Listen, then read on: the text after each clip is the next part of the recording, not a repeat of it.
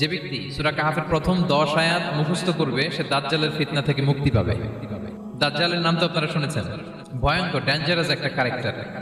পৃথিবীর শুরু থেকে শেষ পর্যন্ত এর চেয়ে বড় ফিতনা আসেনি, আসবেও না। দাজ্জালের ফিতনা, সে তার এক চোখ থাকবে, আরেক চোখ এরকম বন্ধ থাকবে, এখানে লেখা থাকবে কাফারা। কোনোভাবেই তাকে দমানো যাবে না, হত্যা করা যাবে না। আল্লাহ নবী ঈসা আলাইহিস সালাম তাকে হত্যা করবেন।